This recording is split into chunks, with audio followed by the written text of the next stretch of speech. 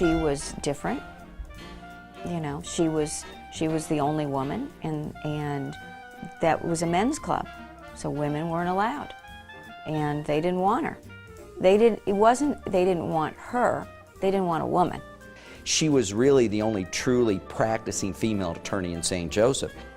Grace is an icon, plain and simple. I was born in Ottawa, Iowa. Long before Grace Day blazed a path for future women lawyers, she grew up Grace Steinberg in the nation's heartland, the daughter of Polish immigrants who journeyed to America after World War I in search of a better life.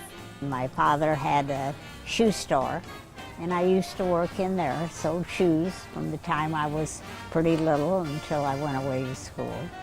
She was the youngest of 4 children, born to Nathan and Rachel Steinberg, in what she describes as a close-knit, happy middle-class family. I loved school, and we didn't live, it's a small community, it was about 5,000 people. We lived close to the school, and I had a lot of friends. During her teen years and through college, Grace excelled in speech, dramatics, and debate, courses that would eventually lead her to law. Her parents welcomed and applauded her career choice, and the fact that there were no other lawyers in the family didn't deter Grace. But when she left college for the University of South Dakota's School of Law in 1948, she had entered a world where few women had journeyed before. Well, most of the male students were a little older because they had been to the war and they'd come back to college. While Grace was ready for law school, the law school wasn't ready for her. It was well known around campus that any woman that started law school is not going to be there long. She'd get flunked out. And when I started, I was the only woman in the law school. Being the lone woman in a class of 175 men immediately set Grace apart from her peers, and often not in a favorable way. She was repeatedly taunted, and even though the unpleasant acts occurred more than 6 decades ago, the memories are still vivid for her today. The one thing that still stands out in my mind that I can feel today is this one sort of portly guy who would come up with his beer stubble and give me a whisker rub on my cheek and just grab me and do that. And I didn't care too much for him in the first place, and that was agonizing. And I can still remember like that was yesterday. While the likable Grace had friends, she was often excluded from typical social gatherings at the law school. With a lack of appropriate living quarters, she resided nearby in the women's dorm. Her fellow female students had no real understanding of what she was experiencing, nor did most of her male law school peers. Even her professors weren't quite sure how to handle the bright young woman who had dared to step foot in what was then a male-dominated profession. You could just tell by their demeanor that they were very unhappy, and they would have a room where the guys would come in the morning or when they had a free period and they'd play cribbage. I never heard of cribbage before.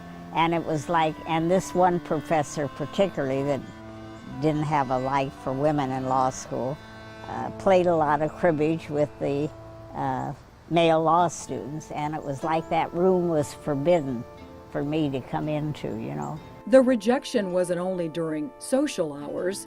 In class, Grace felt the professor's lack of enthusiasm for her presence, and she occasionally became fodder for their jokes.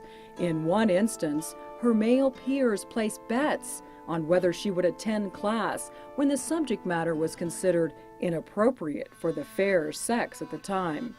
My domestic relations class, I had a fairly young professor, and he was very nice. And they were going to discuss what under today's standard would be a nothing case, but at that time it was very sexual. It was about a penetration case and what that meant and etc. So the guys were taking bets, I didn't know this till afterwards, whether I would show up in class for the discussion. Well, I figured, shoot, I'm there. It's a class and it's an assignment. I'm going. Well, I think the professor was hoping also I didn't come because he thought maybe it was going to be embarrassing. But, you know, it was part of the academic class. But I didn't know about the bets that the guys were taking until afterwards. Her good nature, positive attitude, and tenacity carried Grace through these trying early years. In fact, she flourished, finishing law school a semester ahead of the other students. I just made up my mind I'm not a quitter and I'm going to go ahead. Today, at the University of South Dakota, Grace's law school from the 40s has been replaced with a new building and culture. Women comprise about 40% of the student body.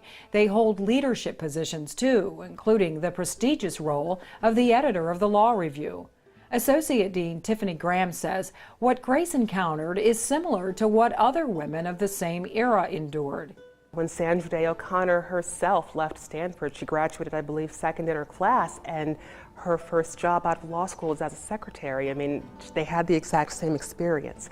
That's not shocking to me at all. And when I look at what women of Grace's generation had to do in order to succeed, how they had to fight, I mean, it's such an inspiration to those of us who are in the profession today, and it's such a model for the women who are coming into the profession as well. So there is no shock at all when you hear those stories. Really, there's just a great deal of pleasure when you hear how they were able to outwit their opponents and outlast all of the people who thought they would fail. The former dean of the law school says the sacrifices made by women do not go unnoticed. While the legal industry lagged behind other professions in its acceptance of women, they contributed in other ways that benefited society as a whole. Society was harmed by the fact that the legal profession was not really open to women. And I think you can see that in our current students. The editor-in-chief of our law review, and that's a very prestigious position in a law school, the editor-in-chief of our law review is a female student. She's going to be clerking for a federal district judge after she graduates. In Grace's day, she probably wouldn't have been going to law school at all. And so to think about what our profession and our society would be without some of these students that we now have who are female, it would be a great loss. And so clearly in Grace's day, there were women who could have been lawyers who were not allowed by the culture of that day to be lawyers, and that was unfortunate for society. With a new decade approaching America, this young pioneer of a different genre earned her law degree, married a man from Missouri, and enthusiastically prepared for her next adventure. But her exuberance was met with resistance. Grace soon learned her credentials meant little to the legal community in Northwest Missouri, where she resided with her new husband.